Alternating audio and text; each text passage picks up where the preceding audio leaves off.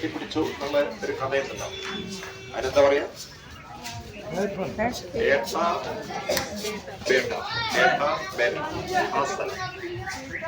അത് കഴിഞ്ഞിട്ട് ഭഗവാൻ ഏട്ടം നമുക്ക് മലയാളത്തിൽ ഏട്ടം തൊട്ടാൽ മതി.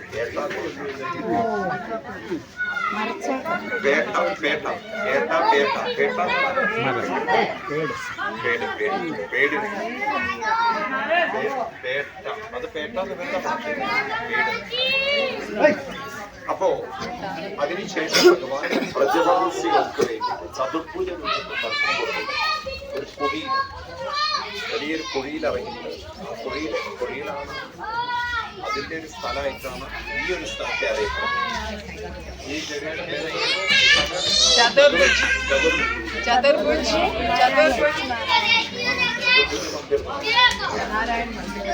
ഭഗവാൻ 4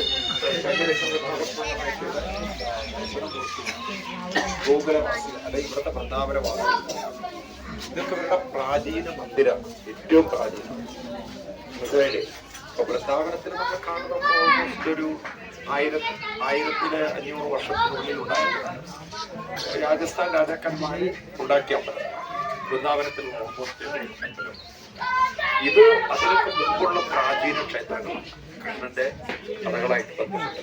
പിന്നീട് അതൊക്കെ പുതുക്കി പണിതൊന്നും മാത്രമാണ്. പക്ഷെ ആ പ്രതിഷ്ഠകൾ, ആ വിഗ്രഹങ്ങളൊക്കെ വളരെ പ്രാചീനമാണ്.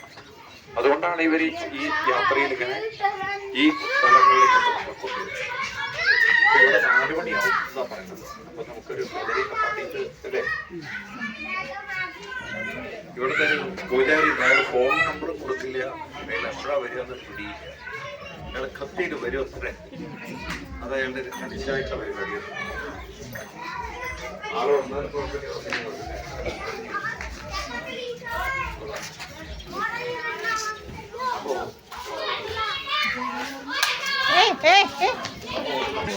പിള്ളേർ ഏർപ്പെടുത്തുള്ളൂ.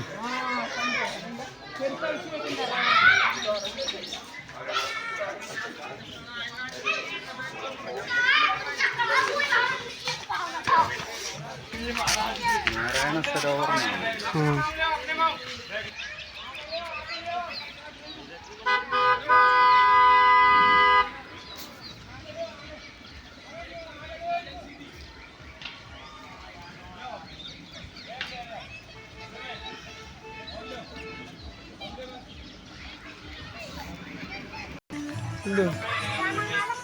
പഴയ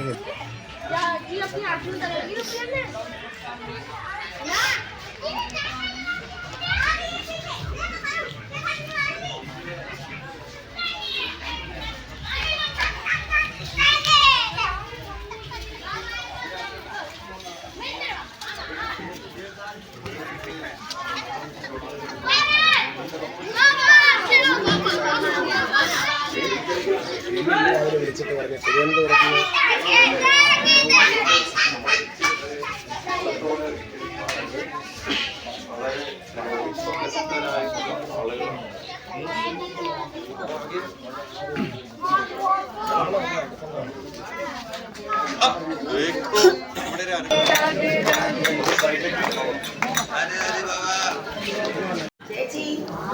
കുറച്ച് മുന്നോട്ടേക്കുള്ള പിന്നെ ബാക്കി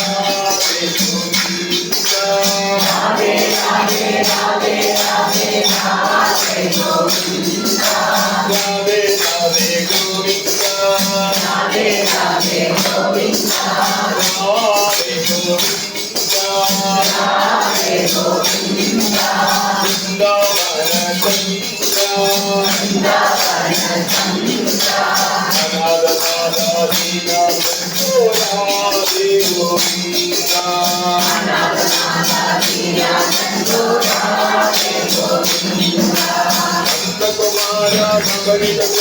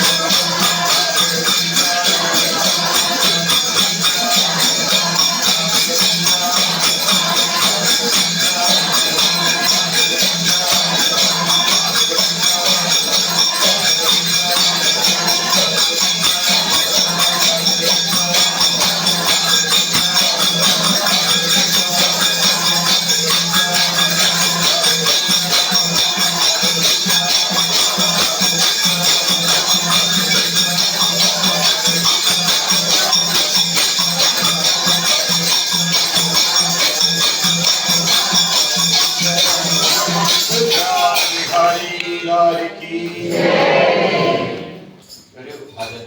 पंडित जी इनको जो कह रहे कैमरा बंद कर दीजिए। कैमरा बंद